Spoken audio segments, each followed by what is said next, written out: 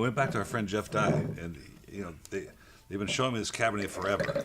And I don't like to show labels over and over again if I don't have to, but he just makes such great wines all the time. And this was just a really good value, so I brought it back. They all are. I mean, have we ever featured anything that wasn't a great value? It's got that nose of that ripe, not ripe, but fruit-forward cabs, California. But it's got the acid in the backbone of much more substantial wine. This is really interesting because the first Cabernet that we featured is the Awning Estate from Chile. This is from California, and there are similarities here, which means that the Awning tastes more California versus the this one, the Oak Grove, tasting more Chilean. Jeez.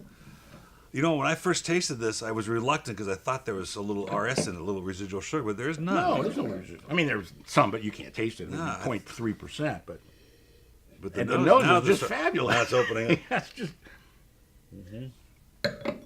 Oh yeah, I'm at a 95 on that. I mean, that's really, really terrific. So my trainer, who's a good friend, calls me. He goes, "I want to learn about wine." I go, "Why don't you read my course online?" He goes, "I don't read."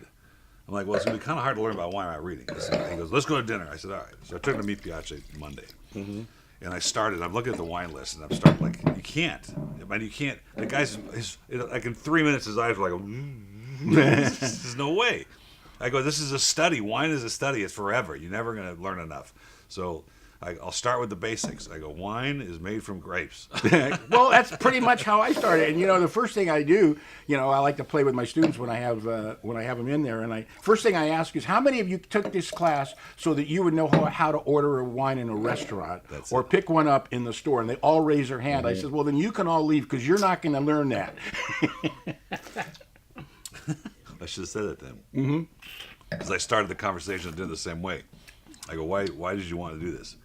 So you can learn how to, because you feel stupid when you get the wine list in the restaurant? Yeah, exactly.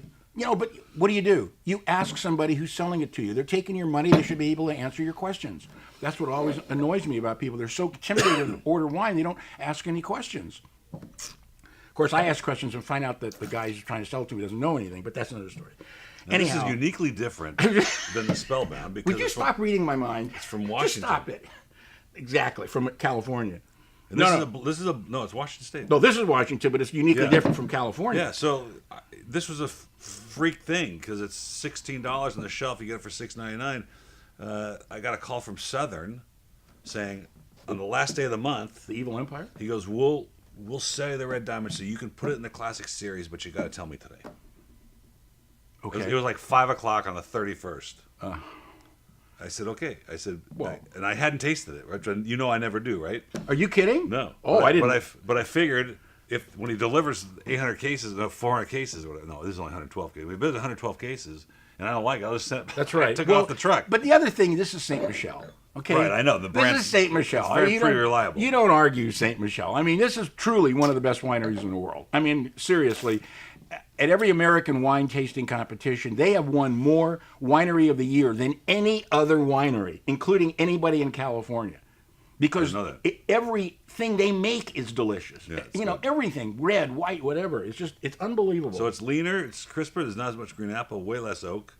But there's still some apple in there. Yeah, there's still some, for sure. But it's got a pineapple character. It's a little tropical character. And that's distinctively Washington. Oh, yeah, that pineapple. I would have to agree with that, only because it doesn't taste California.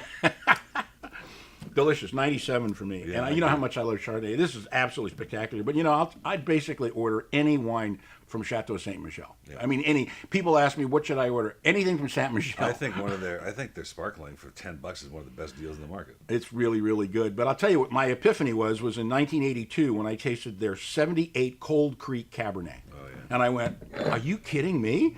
Are you kidding me? That should have been in the tasting. I'm not kidding you. That should have been in the tasting in 78, except it hadn't been made yet. Am I kidding you? I'm not kidding you. Look at this.